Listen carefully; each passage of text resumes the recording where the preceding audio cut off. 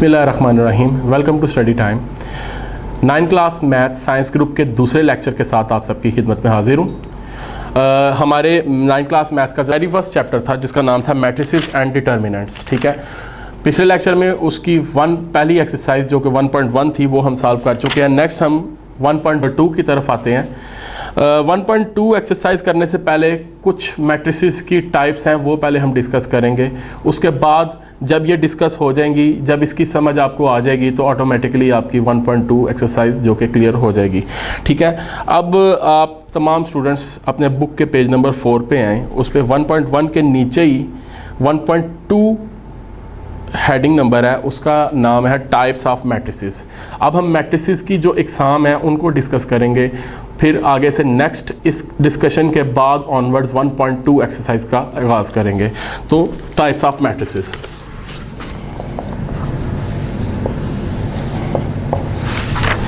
Types of matrices में सबसे पहली टाइप है इसकी रो मैट्रिक्स। अब इस मैट्रिक्स की टाइप को मैं रीड करूंगा, ठीक है, फिर उसके बाद इसकी एग्जांपल्स को मैं आपको समझाऊंगा। A matrix is called a row matrix if it has only one row. ऐसा मैट्रिक्स रो मैट्रिक्स कहलाएगा जिसमें सिर्फ एक रो हो। जैसे कि पिछले लेक्चर में आपको मैं रो और कॉलम के कॉन्सेप्ट को बहुत ब्रीफली समझा चुका हूँ। ठीक है, अब दोबारा से मैं उस कॉन्सेप्ट को रिपीट नहीं करूँगा। अगर आपने उस कॉन्सेप्ट को दोबारा से समझना है तो काइंडली आप इसकी 1.1 से रिलेटेड जो वीडियो है उसको विज़िट कीजिएगा। ठीक है, तो जैसे कि मैं बता रहा था कि रो मैट्रिक्स ऐसा मैट्रिक्स है जिसमें सिर्फ एक सिंगल रो होती है। इसकी एग्जांपल मैं लिखता हूँ। मेरे पास दो मैट्रिक्स हैं, उसको मैं लिखूँगा जैसे कि ए मैट्रिक्स है हमारे पास 1 2 3। इसी तरह नेक्स्ट दूसरा एक मैट्रिक्स मैं लिख देता हूँ 1 2। अगर देखा जाए इन दोनों मैट्रिक्सेस में नंबर ऑफ रोज़ की तादाद दोनों में एक है। जैसे कि आपको पता है कि वर्टिकल वे में जो नंबर्स की अरेंजमेंट होती है वो क्या कहलाते हैं, कॉलम्स, और इसी तरह हॉरिजॉन्टल वे में जो नंबर्स की अरेंजमेंट होती है वो क्या कहलाती हैं, रोज़। अगर देखा जाए तो इसमें 3 कॉलम्स हैं और रो सिर्फ एक है।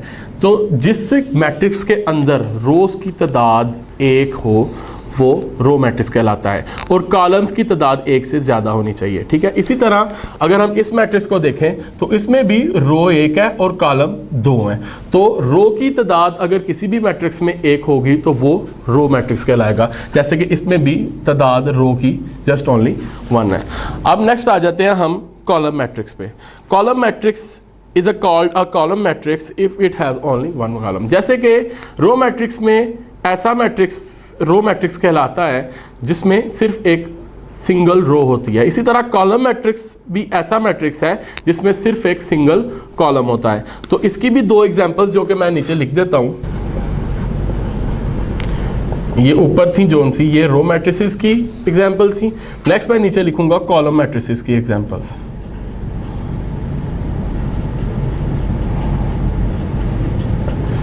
इसमें जो वेरी फर्स्ट एग्जांपल है वो उसको ए का नाम देता हूं मैं 1 2 एंड 3, और second example B is equal to 1 and 2।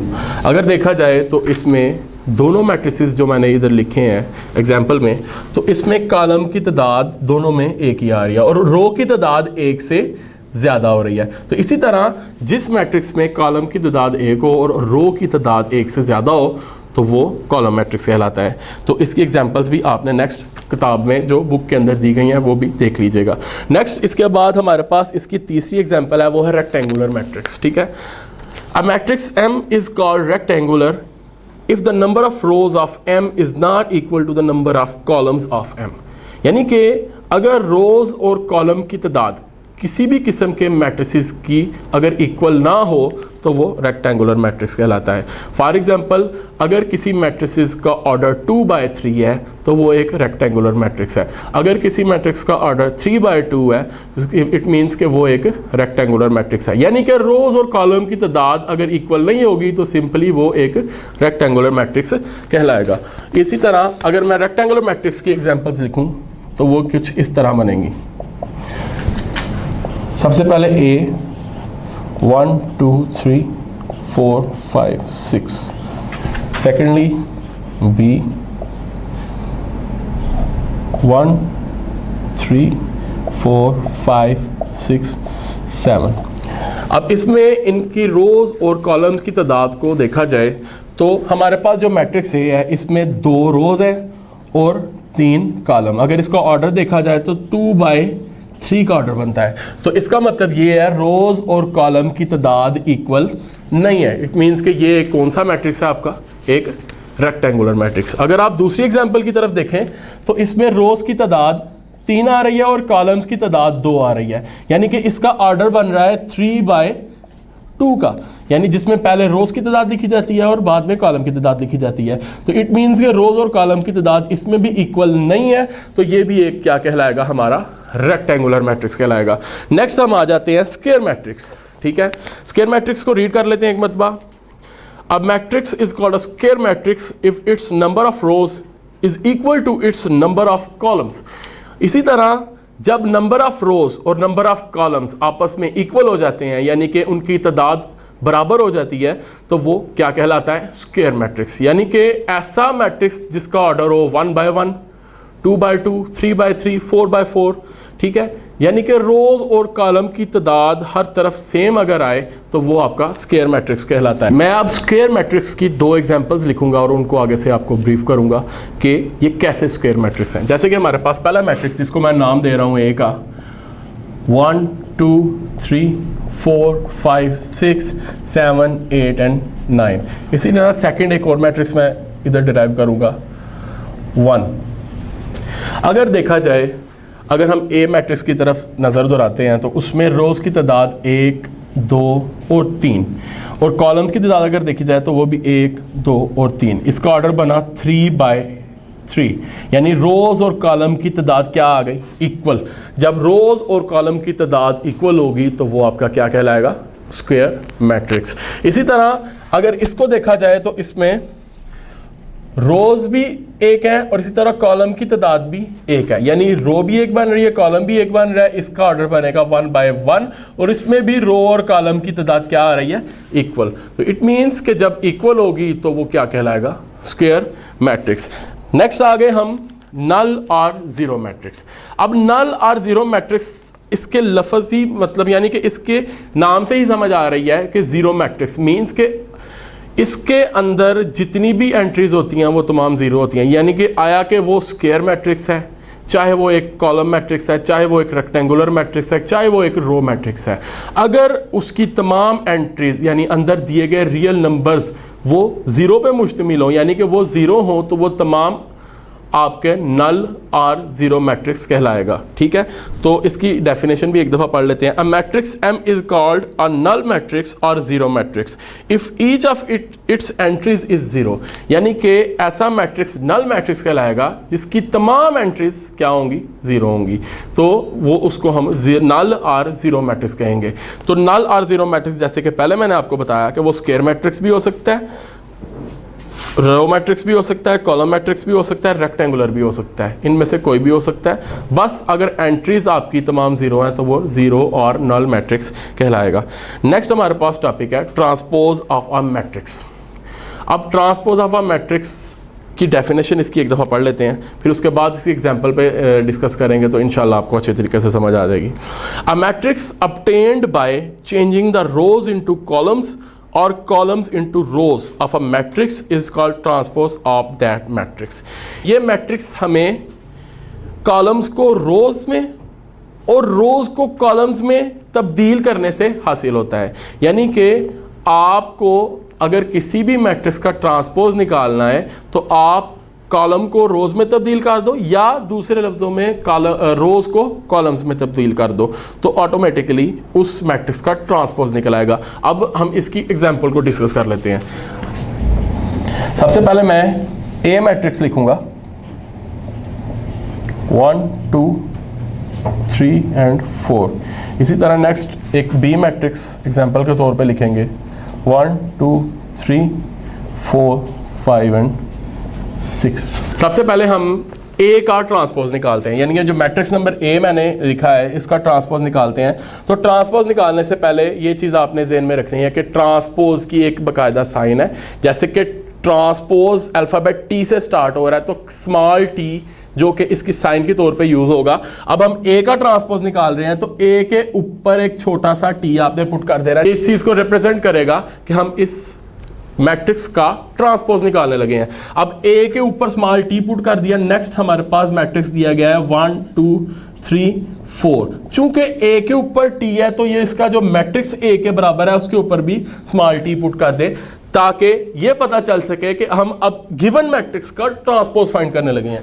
अब ए ट्रांसपोज में जैसे कि आपने इसकी डेफिनेशन ऑलरेडी पढ़ चुके हो कि इंटरचेंजिंग रोज इनटू कॉलम्स और कॉलम्स इनटू रोज, रोज को कॉलम्स में तब्दील कर दो या कॉलम्स को रोज में तब्दील कर दो। अगर मैं देखूं तो इसमें हमारे पास दो रोज हैं, ये एक ये और एक ये। अगर मैं इसकी रो को कॉलम में तब्दील करूंगा तो ये जो हॉरिजॉन्टल वे में वैल्यू लिखी गई है इसको अब मैं वर्टिकल वे में लिखूंगा। 1 2 जो कि अब रो था वो तब्दील हो गया किसमें, कॉलम में। इसी तरह हमारे पास सेकंड रो जो कि हॉरिजॉन्टल वे में लिखी हुई है वैल्यू, उसको वर्टिकल वे में जब लिखेंगे तो वो कॉलम की शक्ल इख्तियार कर लेगी, यानी कि हमारे पास रोज जो दो थी वो कॉलम्स की शक्ल इख्तियार कर गई। तो इसका मतलब ये जो रोज है वो कॉलम में तब्दील हो गई और हमारा जो गिवन मैट्रिक्स ए था जो एग्जांपल के तौर पे हमने लिखा था उसका ट्रांसपोज फाइंड आउट हो गया। इसी तरह नेक्स्ट हम मैट्रिक्स बी पे आ जाते हैं। तो बी का जब हम ट्रांसपोज फाइंड करेंगे उसी तरह ही बी के ऊपर स्मॉल टी पुट करेंगे और नेक्स्ट जो उसका मैट्रिक्स है 1 2 3 4 5 6 इसके ऊपर भी एक स्मॉल टी पुट करेंगे जो इस चीज को रिप्रेजेंट करेगा कि हम गिवन मैट्रिक्स का ट्रांसपोज फाइंड करने लगे हैं। तो इसकी भी जो रोज हैं दो रोज हैं, ठीक है।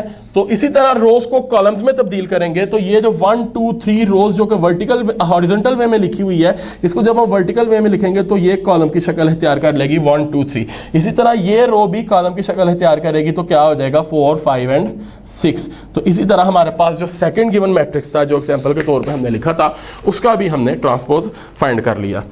नेक्स्ट हम आ जाते हैं negative of a matrix. Let A be a matrix, suppose करते हैं लेट करते हैं कि ए एक मैट्रिक्स है, देन इट्स नेगेटिव माइनस ए। जब उसका नेगेटिव हम फाइंड करेंगे जाहिर सी बात है नेगेटिव साइन रिप्रेजेंट करती है माइनस साइन को, ठीक है। तो जब ए का हम नेगेटिव फाइंड करेंगे इट मीन्स कि हम माइनस ए करने लगे हैं। Is obtained by changing the signs of all the entries of A, यानी किसी भी मैट्रिक्स का अगर आपने नेगेटिव फाइंड करना है, चाहे वो ए है चाहे वो बी है चाहे वो सी है, कोई भी नाम हो सकता है उसका, तो उसके साथ आपने माइनस पुट करना है और उसके अंदर जितनी भी एंट्रीज दी गई हैं उन तमाम की साइंस को क्या करना है, चेंज कर देना है। तो जब आप चेंज करोगे तो ऑटोमेटिकली आपका negative of a matrix find out हो जाएगा। अब इसमें इसी तरह ही जैसे कि पिछले जितनी भी एग्जांपल्स जितनी भी टाइप्स की मैट्रिसेस की उनकी दो एग्जांपल्स दी हैं, तो इसकी भी उसी तरह दो एग्जांपल्स देंगे। सबसे पहले हमारे पास ए मैट्रिक्स है, उसको 1 2 3 एंड 4। इसी तरह बी मैट्रिक्स को अगर हम लें तो आ जाएगा -1 4 -7 -3, ठीक है। ये हमारे पास दो मैट्रिक्स हैं। तो नेगेटिव ऑफ अ मैट्रिक्स हम पढ़ रहे थे, तो नेगेटिव ऑफ अ मैट्रिक्स की डेफिनेशन यही थी कि जितनी भी एंट्रीज होती हैं उस मैट्रिक्स की उन तमाम की साइंस को हम क्या करते हैं, चेंज कर देते हैं। अब हमारे पास पहला मैट्रिक्स है, इसका अगर नेगेटिव हम फाइंड करेंगे तो हमारे पास ए का नेगेटिव अगर फाइंड होने लगा है तो एक के साथ माइनस की साइन हमने पुट करनी है, नेगेटिव साइन। आगे जस्ट आपने अंदर जितनी भी एंट्रीज दी गई हैं अगर प्लस किया तो माइनस में कन्वर्ट कर दें, अगर माइनस किया तो प्लस में कन्वर्ट करते हैं। जैसे कि देखा जाए तो 1 2 3 4 चारों प्लस की हैं तो ये चारों हमारी माइनस में कन्वर्ट हो जाएंगी। तो इट मीन्स कि हमने गिवन मैट्रिक्स ए का नेगेटिव फाइंड कर लिया। और नेक्स्ट हम मैट्रिक्स बी का नेगेटिव फाइंड करेंगे, उसी तरह बी के साथ नेगेटिव साइन पुट करेंगे और उसके अंदर जितनी भी एंट्रीज हैं उन तमाम की साइंस को चेंज कर देंगे। जैसे कि जो माइनस की एंट्रीज हैं वो प्लस में कन्वर्ट हो जाएंगी और जो प्लस की एंट्रीज हैं वो माइनस में कन्वर्ट हो जाएंगी। -1 1 में कन्वर्ट हो गया, जो +4 था वो -4 हो गया, -7 7 में कन्वर्ट हो गया और -3 3 में कन्वर्ट हो गया। आपको ये कॉन्सेप्ट वो भी क्लियर होगा कि प्लस की साइन नहीं पुट होती। अगर किसी वैल्यू की साइन नहीं होती इट मीन्स कि वो प्लस का है। तो इसी तरह जब मैंने माइनस को प्लस में कन्वर्ट किया तो उसके साथ स्पेसिफिकली प्लस साइन नहीं पुट की, मैंने जस्ट उसकी साइन खत्म कर दी। तो वो इसी सी चीज़ की निशानदही है कि जब साइन नहीं होती तो वो प्लस साइन के साथ होती है। नेक्स्ट हमारे पास आ जाता है सिमेट्रिक मैट्रिक्स। इसको पहले पढ़ लेते हैं। A square matrix is symmetric if it is equal to its transpose, that is matrix A is symmetric if A transpose is equal to A। ऐसा मैट्रिक्स सिमेट्रिक मैट्रिक्स कहलाता है जिसका ट्रांसपोज के बाद हासिल शुदा आंसर बिल्कुल क्वेश्चन के इक्वल हो। जैसे कि अगर हम ए का ट्रांसपोज निकालते हैं, ट्रांसपोज निकालने के लिए जारी सी बात है, पीछे हमने जो पढ़ा है कि रोज़ को हमने कॉलम्स में तब्दील करना है या कॉलम्स को रोज़ में तब्दील करना है, लेकिन मैंने जो एग्जांपल में आपको करवाया था वो रोज़ को कॉलम्स में तब्दील करवाया था। अब ये कि जब आप मैट्रिक्स ए का ट्रांसपोज निकालोगे यानी कि रोज़ को कॉलम्स में तब्दील करोगे तो आपके पास जो आंसर आएगा आप उसका कंपैरिजन क्वेश्चन से अगर करोगे तो क्वेश्चन और आंसर में कोई फर्क नहीं होगा। यानी ए का आपने जो ट्रांसपोज निकाला है वो फाइनली अल्टीमेटली ए ही के बराबर आ गया। तो ऐसा मैट्रिक्स जिसका ट्रांसपोज निकालने से कोई फर्क ना पड़े एंट्रीज में, वो कौन सा मैट्रिक्स कहलाता है? Symmetric matrix. अब इसकी दो एग्जांपल्स जो कि मैं लिखता हूं तो उसको सॉल्व करके देखते हैं तो क्या हमारा सिमेट्रिक मैट्रिक्स प्रूव होता है कि नहीं। m is equal to 1 3 2 -1 4 3 4 0। अब इसका हम सारी सी बात है सिमेट्रिक मैट्रिक्स को प्रूव करने के लिए जो भी गिवन मैट्रिक्स होता है उसका ट्रांसपोज निकालना पड़ता है। तो इसी तरह हम m का पहले हम ट्रांसपोज फाइंड करेंगे। तो m के ऊपर स्मॉल t पुट करेंगे जो इस चीज़ को रिप्रेजेंट करेगा कि इसका ट्रांसपोज फाइंड होने लगा है। 1 2 3 2 -1 4 3 4 एंड 0। इसके ऊपर स्मॉल t पुट किया। नेक्स्ट अगर हम इसका अगला स्टेप इधर करते हैं तो जारी सी बात है जो हमारे पास रोज हैं वो कॉलम्स में तब्दील होंगी। तो 1 2 3 रो थी वो अब कॉलम में तब्दील होकर 1 2 3 एक वर्टिकल शेप में लिख ली गई। 2 -1 4 ये एक रो थी हमारे पास, अब ये कॉलम में तब्दील हो गई 2 -1 4। इसी तरह हमारे पास ये रो थी 3 4 0 तो ये कॉलम में तब्दील हुई 3 4 एंड 0। तो इसी तरह हमने m का ट्रांसपोज फाइंड कर दिया। अब मुझे ये बताएं कि इसमें और इसमें फ़र्क क्या है, इसको ज़रा देख के जज कीजिएगा। अगर देखा जाए तो क्वेश्चन और उसके बाद उसका ट्रांसपोज निकालने के बाद आंसर दोनों क्या है? इक्वल। यानी m का ऐसा मैट्रिक्स है उसका ट्रांसपोज निकालने के बाद उसकी एंट्रीज में कोई इफेक्ट नहीं पड़ा, उसकी एंट्रीज एज इट इज वैसी की वैसी रही हैं। तो ऐसा मैट्रिक्स जिसकी एंट्रीज को ट्रांसपोज निकालने के बाद फर्क ना पड़े, वैसी की वैसी एज इट इज रहे, ऐसे मैट्रिक्स को हम सिमेट्रिक मैट्रिक्स कहते हैं। नेक्स्ट हमारे पास इससे अगला टॉपिक है, इससे अगली मैट्रिक्स की टाइप है वो है स्क्यू सिमेट्रिक मैट्रिक्स। अब इसको पढ़ लेते हैं। A square matrix A is said to be skew symmetric if A transpose is equal to -A। ऐसा मैट्रिक्स जिसका ट्रांसपोज निकालने के बाद हासिल शुदा आंसर क्वेश्चन के नेगेटिव के बराबर आ जाता है। जैसे अगर हम A का ट्रांसपोज निकालेंगे तो हमारे पास जो आंसर आएगा वो नेगेटिव A के बराबर होगा। यानी अगर इसको सिंपल अल्फाज में मैं बताऊं तो A की जितनी भी एंट्रीज होंगी, A के अंदर जितने भी नंबर्स होंगे, उन तमाम की साइंस चेंज हो चुकी होंगी जब आप A का ट्रांसपोज निकालोगे। यानी कि A ट्रांसपोज जो कि इक्वल आ जाएगा नेगेटिव ऑफ A के। अब इसी तरह इसकी एक एग्जांपल भी समझ लेते हैं। स्क्यू सिमेट्रिक की एग्जांपल अब हम लिखेंगे। जैसे कि हमारे पास मैट्रिक्स A है 0 2 3 -2 0 1 -3 -1 0। अब स्क्यू सिमेट्रिक को प्रूव करने के लिए हमें गिवन मैट्रिक्स का ट्रांसपोज ही निकालना पड़ेगा। जैसे कि मैंने इससे पहले आपको डेफिनेशन में सारा बात बताई कि स्क्यू सिमेट्रिक ऐसा मैट्रिक्स है कि जिसके ट्रांसपोज निकालने के बाद जो आंसर आता है वो क्वेश्चन के नेगेटिव के बराबर होता है।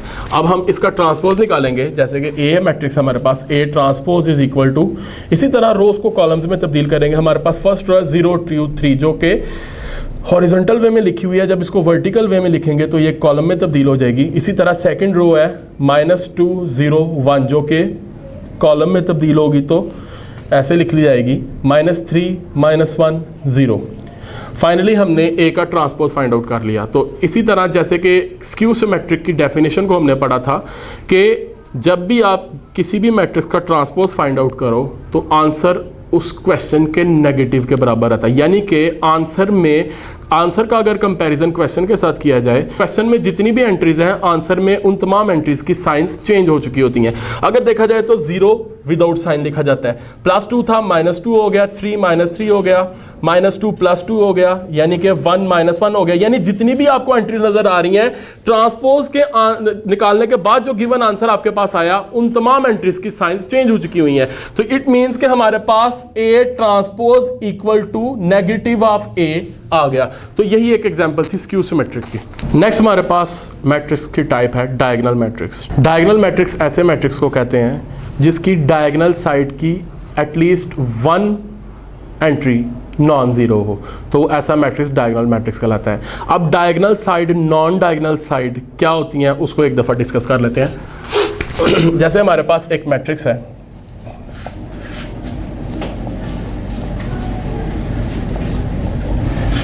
A 1 2 3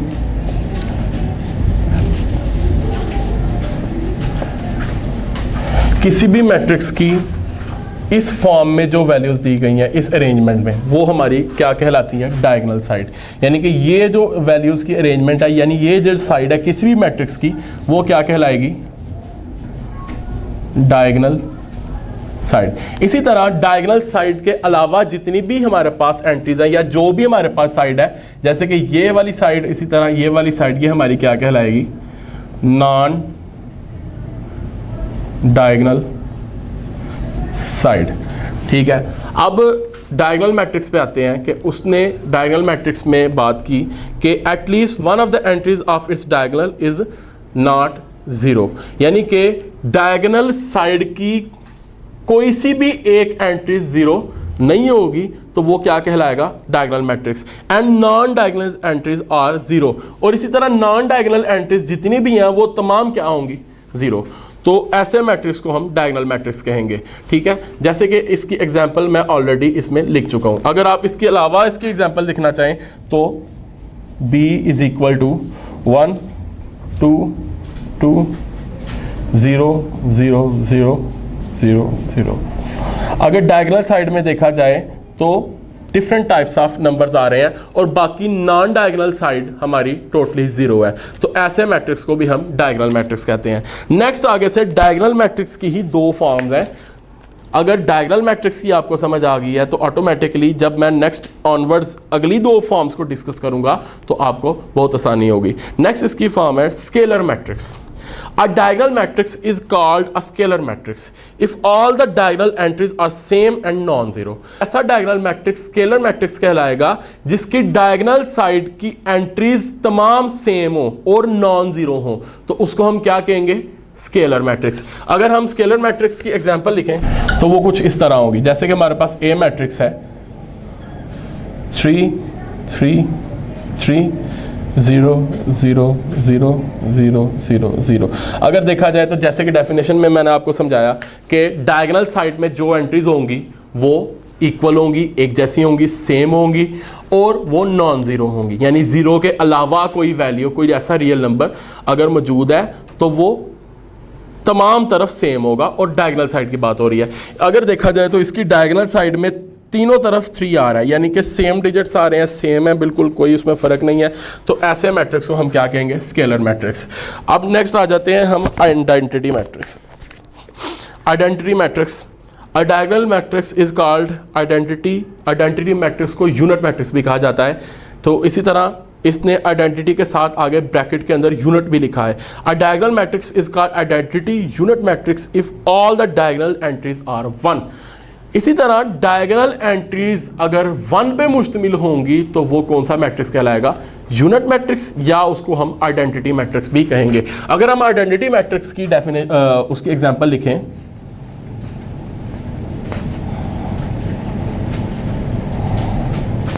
वो कुछ इस तरह होगी, a इज इक्वल टू 1 1 1 0 0 0 0 0 0, यानी कि इसकी डायगोनल साइड में सिर्फ क्या लिखा है, जस्ट 1, यानी कि डायगोनल साइड में सिर्फ 1 लिखा हो और जितनी भी साइड के एलिमेंट्स हैं वो सारे 1 पे मुश्तमिल हों तो वो आपका आइडेंटिटी मैट्रिक्स कहलाएगा। और इसी तरह नॉन डायगोनल साइड्स वो सारी आपकी एंट्रीज 0 पे मुश्तमिल होंगी। अब इसी तरह इसका ओवरव्यू कर लेता हूं मैं डायगोनल मैट्रिक्स का। डायगोनल मैट्रिक्स को अगर देखा जाए तो सबसे पहले आपको इस चीज़ का पता होना चाहिए कि डायगोनल साइड क्या होती है और नॉन डायगोनल साइड क्या होती है। किसी भी मैट्रिक्स की ये साइड पे जो वैल्यूज़ की अरेंजमेंट होती है, यानी कि ये वाली साइड डायगोनल साइड कहलाती है। इसी तरह इसके अलावा जो वैल्यूज़ दी गई हैं डायगोनल साइड के अलावा जो हमारे पास नंबर्स मौजूद है वो हमारी नॉन डायगोनल साइड्स पे कहलाते हैं। ठीक है, तो डायगोनल मैट्रिक्स की एग्जांपल ये थी कि हमारे पास डायगोनल साइड पे अगर कोई डिजिट्स मौजूद है तो एटलीस्ट एक 0 हो या उसके अलावा डिजिट्स हमारे पास जो भी हैं वो डिफरेंट हो, तो वो हमारा डायगोनल मैट्रिक्स कहलाता है। आगे से नेक्स्ट हमारे पास डायगोनल मैट्रिक्स की 2 और मजीद फॉर्म्स थी, जिसमें सबसे पहली फॉर्म थी स्केलर मैट्रिक्स। स्केलर मैट्रिक्स में उसने हमें बताया कि स्केलर मैट्रिक्स में डायगोनल साइड में जो भी 1 से बड़े की डिजिट की बात कर रहा, अगर डायगोनल साइड में सिर्फ 1 यूज होगा तो वो आइडेंटिटी या यूनिट मैट्रिक्स कहलाएगा। 1 से ग्रेटर अगर कोई नंबर यूज हो रहा है तो वो तमाम तरफ एक ही तरह का यूज होगा, यानी डायगोनल साइड में अगर 3 यूज हो रहा है तो वो तीनों तरफ 3 ही यूज होगा। अगर डायगोनल साइड में 4 यूज हो रहा है वो हर तरफ सेम तरह का ही डिजिट यूज होगा, तो ऐसे मैट्रिक्स को हम स्केलर मैट्रिक्स कहेंगे। इसी तरह डायगोनल साइड में अगर सिर्फ 1 यूज होगा तो वो आपका आइडेंटिटी या यूनिट मैट्रिक्स कहलाएगा। इंशाल्लाह नेक्स्ट वीडियो में हम बाकायदा तौर पर 1.2 का आगाज करेंगे। तब तक के लिए अल्लाह हाफिज़।